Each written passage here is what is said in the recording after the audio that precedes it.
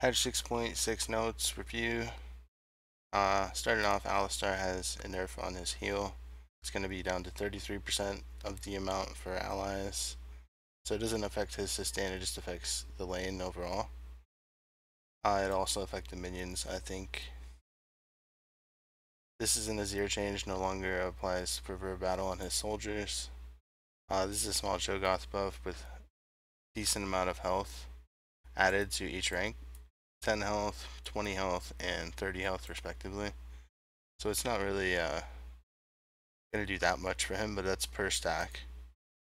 So that'll equal out to maybe like an extra 180 health late game. Or as compared to the old value, you just take the difference, which is 30 times however many stacks, which is probably going to be 6. Or actually, maybe it's only 5 stacks, I'm not sure. Anyway, this is a nice echo buff. He's a little bit stronger early game basically, but his cooldowns and everything is the same at later ranks. So his passive, he just gets more movement speed early on. And then his E has lower cooldown early on as well. So his actual max rank cooldowns are the same. This is the Fiora nerf. This is pretty important because she was dealing straight tank and just annihilating everyone in her path. There was no, what do they call it? There was no, not counterplay, but it was, there was no trade-off for her to build tank. So now they're making it so if you build AD, you're going to be rewarded for that.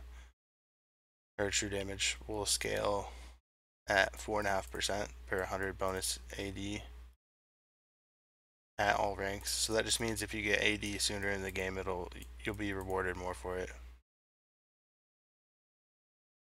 And Titanic Hydra nerf is actually going to hurt her more than these nerfs will. The slow is actually being nerfed on her blade work as well. And the patch before, you saw that they nerfed being able to prime your E, so this ability has taken a lot of hits. The slow is now going to be about half of what it would have been at max rank, and that's for all ranks. It doesn't even get any better than that. And to top it off, they actually took off 25 range from uh, the auto attack passive increased range on blade work.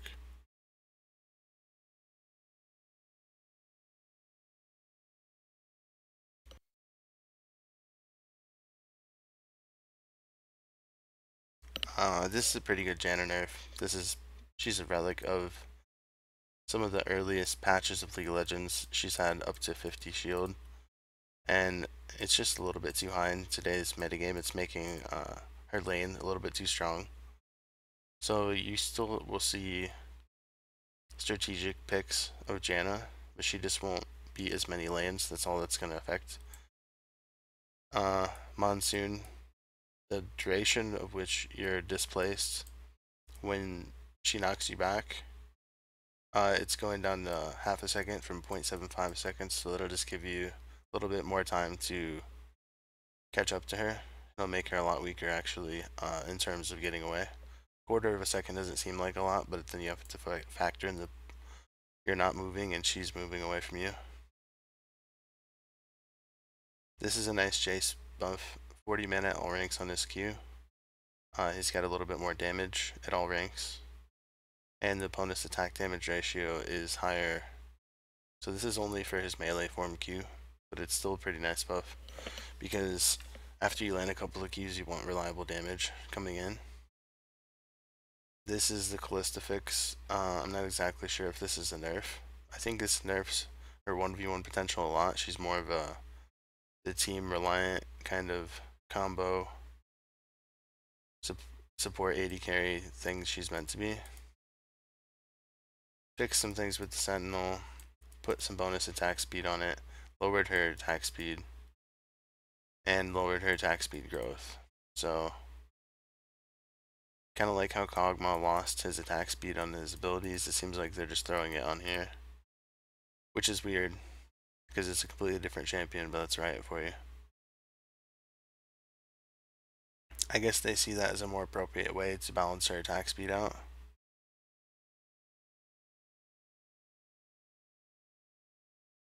Because yeah, if you max your E, you're not gonna have access to this attack speed when you're near your ally. So that might incentivize a few more points in W. Probably not, but we'll have to see. Or no, is it based on level? Okay, yeah, it's passive. It's completely passive. Forget all that.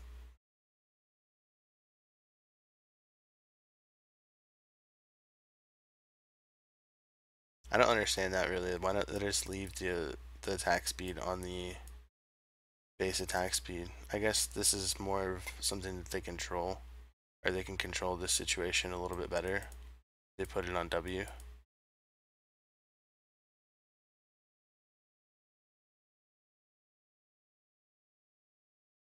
Should kind of be the same though.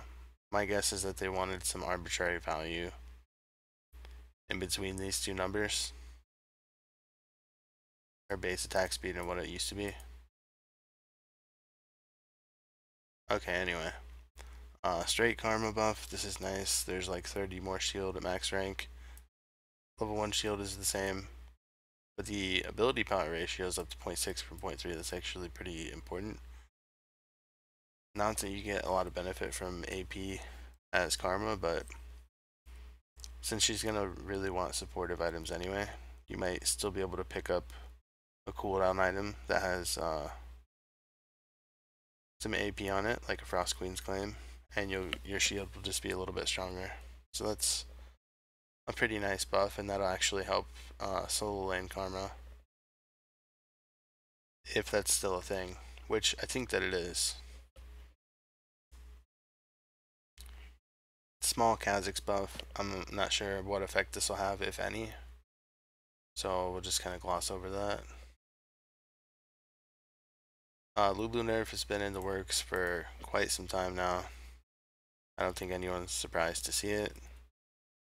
She's still pretty good, so they want to like reinforce, or not reinforce, but they want to keep intact her ability to protect a hyper carry, but they don't want her to be quite as strong, so they're doing some fancy stuff with Whimsy and the movement speed duration. Excuse me. And they're making it 5% per 100 ability power instead of 10% increase. Because if you had Lulu buff, then you just like constantly zipping around the map, and is a little bit too much movement, maybe too much burst movement. Looks basically her W got broken into two parts, and it's a lot lower of a shield value than before. So it's kind of like you have to hit both parts of your W for it to be the same value as it would have been. You actually get a little bit more, but the scaling isn't as good, so it's going to be right around half as good as it was before. Unless you hit both parts, then it's the same. And it'll be a little bit harder for Lux to constantly reshield herself. They took away the mechanic for her being able to refresh constantly her own shield with it being such a high value. She can now refresh the shield, but it's going to take a lot longer for it to get back to her. Actually played with the Maokai. This is a pretty decent buff. It makes his scaling into late game a lot better to have magic resist per level. The early magic resist buff that he got, which is 2 flat magic resist, just gives him a little bit more survivability, obviously, against some of these magic damage dealing lanes, which I don't think he's facing too many of them in top lane, but it's always nice to have a little bit of extra durability. And then the main thing that's nice, it was a quality of life change, is that the sapling duration went from 35 seconds to scaling up to 60 seconds. It's already 40 seconds, like 5 seconds more at rank 1, and then it just keeps getting better from there. So you have good reason to put points in sapling toss now.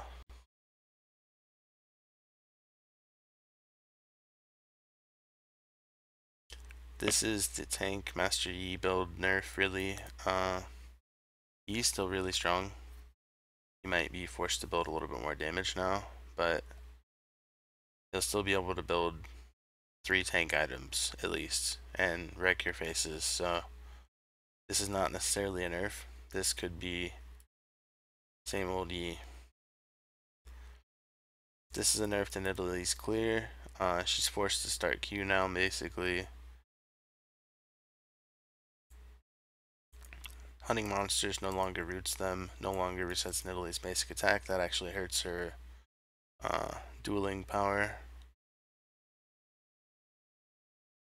This is going to help a lot of W max Orianas and maybe make people max W more often to start off with, because then you can have a 30 mana Q to position the W harass. And the W movement speed is actually pretty relevant in this meta.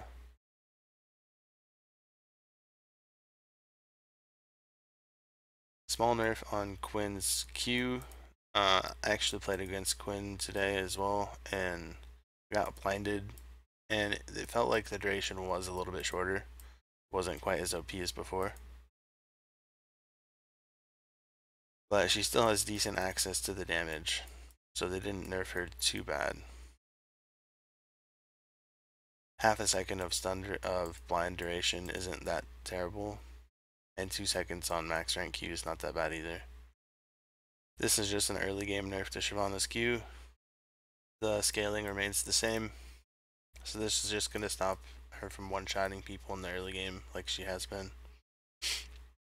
And Twisted Fate's W's getting fixed on Underworld skin, I guess.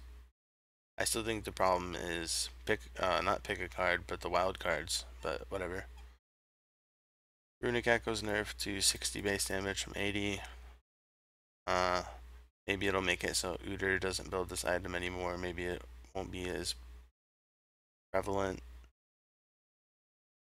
Tiamat recipe change. Hydra recipe change. This actually got a lot better.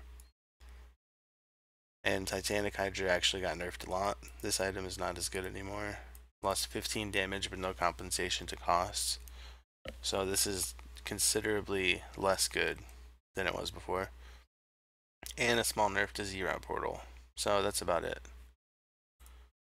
Thank you for watching the patch notes review.